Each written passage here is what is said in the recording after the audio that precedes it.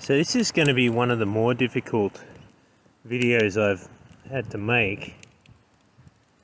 And in the theme of Anzac Day, we may as well start the theme of the poppy, theme of the tall poppy syndrome that seems to be somewhat of a epidemic among people supposedly defending our Constitution, supposedly standing with Anzac, standing in lineage of Anzac.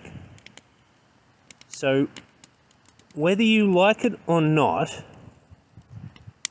Stephen, House of Spires, has for the past 15 or more years taken upon himself to, in a court of law, address some of the most critical problems that we have as a country. He's done this at a personal expense that none of us can relate to. He's had his family compromised, he's been imprisoned, he's been tortured, he's been threatened with forced medical procedure. It's just the amount of time given up to fight these cases, as well as the money required to get there. On top of that, he has prepared and published white papers and made countless videos and shared this information freely because he has been defending for all of us. So it doesn't really matter what your personal reaction to him might be, to his demeanor.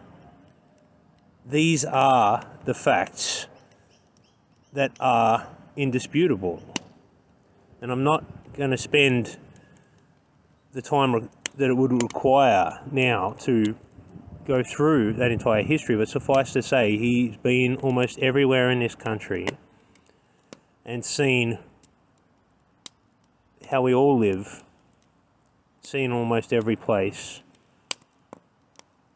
So he knows Australia, and he knows what we don't, and can argue in court what we can't. So there's this tall poppy syndrome, this need to cut somebody down because they're out there, out in front, on the front line, that is just very difficult to understand, to comprehend. When he was named, Stephen was named by you all who attended ceremony in 2020, who made an oath of allegiance. You named him as the King of the United Kingdom of Australia. And then this was put on record, Supreme Court of New South Wales, in July 2021, from the case of U.S. Kiskinen, who also suffered 12 months of imprisonment for doing nothing wrong. Like Steve did nothing wrong. He was subjected to forced medical procedure. So he stood up. He stood up and defended. And then, as a result, war crimes are documented in what is essentially a closed case that at law makes the state war criminals. Violations of Rule 90 and Rule 92, not to mention a plethora of articles from Hague and Geneva Convention. So I'm just going to go through some facts that apparently aren't comprehended. So we have a king defined by ceremony and then on Supreme Court record officially titled. He is linked directly to the Stone of Remembrance in the Shrine of Remembrance in the King's Domain in Melbourne. There is only one stone.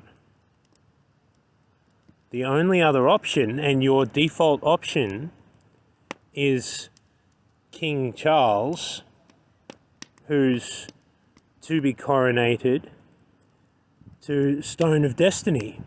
A stone that, thanks to Sacrifice of Anzac, is foreign to our realm that they anchored for us.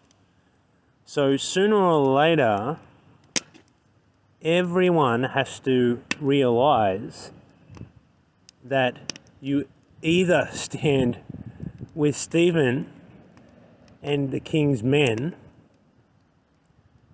or by default, you're a citizen,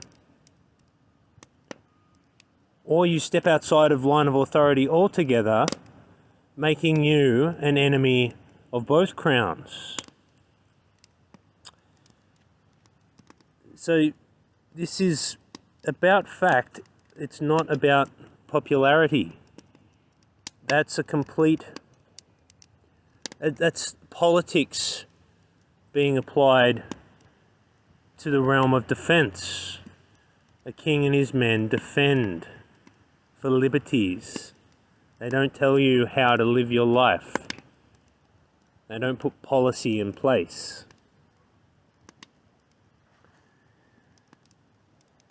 So it's not a situation like with a president of a republic where they're in charge of policy and defense, or a prime minister in a principality where they're in charge of policy and you can vote them in or out every few years. It's about successors according to law. And Stephen's made oath to James Francis before him, who was successor at law. Now, Stephen is successor according to law. This is what your Constitution Act 1900 UKPGA defines for you very clearly, and the oath of allegiance is the oath in said Constitution. So if you do not wish to make oath, then you do not wish to defend the Constitution. So it's what I see is like Trump derangement syndrome, at times about 1,000. And I do understand that Steve is a provocative character, which has been incredibly humbling to face a mirror. But if you've been watching my videos, then you clearly be able to see that the result of actually facing what Steve's pointed out to me has been whilst being a difficult experience, the fruits from it outweigh it a millionfold. It's a joy to serve. It's a joy to hone a craft and to share that with others who are similarly trying to perfect themselves, rather than simply facing that mirror, which is what Steve holds up, and then saying, oh, he's a meanie, I you know, he can't be king because he says mean things. But think about a war, and we are at war. Think about a good old-fashioned shooting war. Does a general say to you, "Oh, excuse me, chaps, when you're ready, when you finish your tea, if you wouldn't mind, we'd like to send a few of you out there onto the front lines. But when you're ready." Of course not. It's not. It's not like that at all, and it shouldn't be like that. Meaning that not only at law is he king, but he's also the one at personal expense that made it possible for there to be a man holding that crown, man holding that line of authority, for us to have a way home, for us to have a line of authority to stand in the first place. But he's also the perfect man for the job. So it's just a case. You got to get over your ego because there's too much at stake. Reality is we all need each other. Reality is that it's about defending together. We don't have to like each other. We just have to know that we have each other's backs.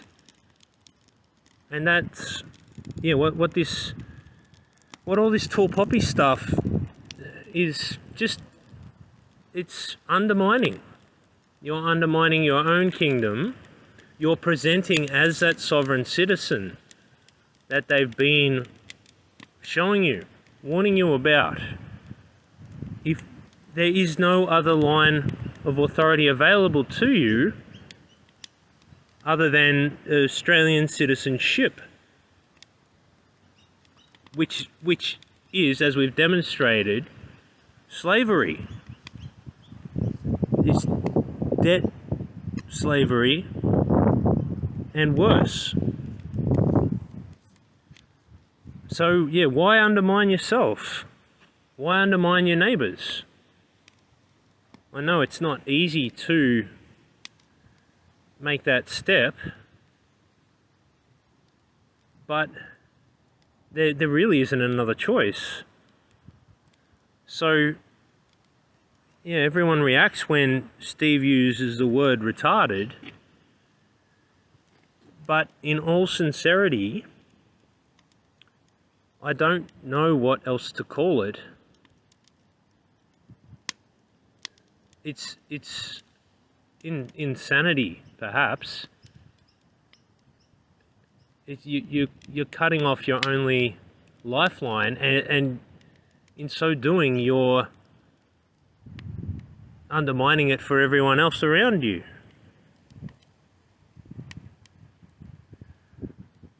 So we need to be considering who we are talking to.